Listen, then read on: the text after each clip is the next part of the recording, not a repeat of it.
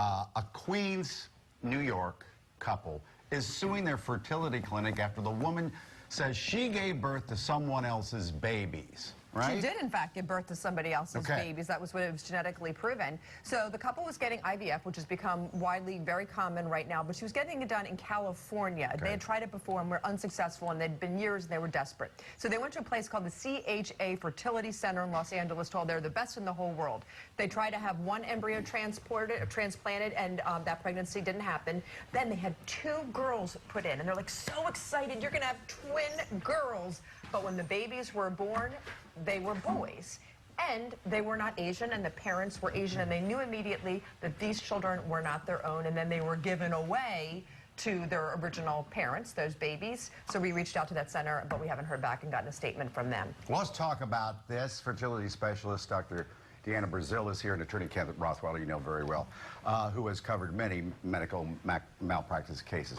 All right, doctor, are you surprised this happened? Are you shocked that it happened? Oh, absolutely shocked. Obviously an egregious error that resulted in disastrous consequences for everyone involved. My heart breaks for them. How did it happen? I'm not completely sure. I mean, at Mainline Fertility, we have a comprehensive system of checks and balances to ensure all embryo safety for our patients. I can't fathom how this would happen, to be honest. Clearly, some type of a labeling error is my best guess. It probably was labeling. But it's so strange because the 2 babies that she ended up delivering full term, the 2 boys, are not even related to each other. Correct. So it seems even weirder because when you store the babies, the embryos, aren't they in like a big thing and they're labeled so easily? It's so weird that that would happen. Each patient has their own individual collection vial, if you will, in which the embryos are placed, and then each cycle, should she do more than 1 egg retrieval and get more than 1 embryo, each one would have its own separate vial as well. Clearly labeled. I mean, at Mainline Fertility, we label them with a 3-system, a unique identifier number, a color, as well as the patient's name. Additionally, we have both 2 skilled embryologists, 2 pairs of eyes to eliminate human error. So help me. So you got 2 embryos.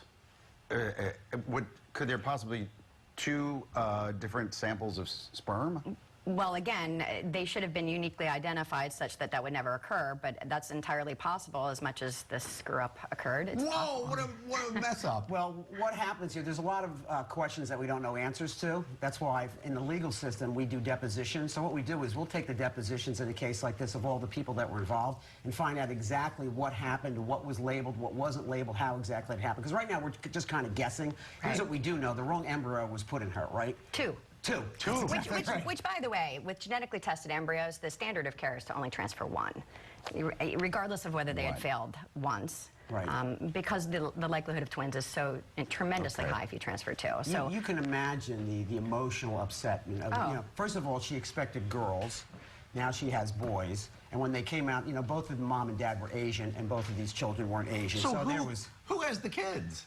They took the children away. The children aren't hers. They're with the genetic parents. The biological parents, who, by the way, have to go through some terrible heartbreak as well right now because they didn't get to carry that pregnancy for 9 months. No. And they must have had either a failed transfer with the wrong embryo previously, or, I mean, why else would the other parents not have already had a pregnancy ongoing as well? Poof, instant parents. That's exactly. So actually, you could potentially have 2 lawsuits here. Obviously, the woman who had the wrong embryo put in, she has a lawsuit, and the people whose embryos, you know, 2 sets of biological parents, so 3. They will have a lawsuit too. Yes. So this clinic has a big problem, and this is a huge lawsuit against this. Millions and millions and millions. Because emotionally, you may never recover from something like that. How could she ever recover from this? Her entire life, she'll always know that she carried to term babies that weren't hers and that were given away. So this is a huge lawsuit. It's not like she signed up to be a gestational carrier. That's exactly right. And then she's never had her own babies after all of this since, you know, whatever, 2012. And where are her embryos now? Where are her true embryos now? They lost those embryos. But that's what a lawsuit will determine. Those embryos have to be someplace, right? I mean, they just probably weren't discarded. So I'm sure the mom and dad are now going to say, where are those embryos, so that they can have it done right. I'm sure they're not going to give up, and I hope they don't give up.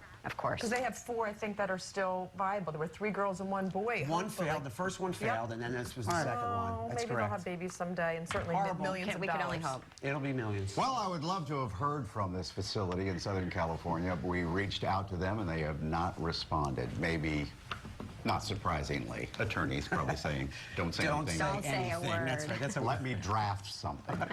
Doctor, good to have you here. Thank you for having me. Good to see Thank you, you. Karen. Thank you. Thanks.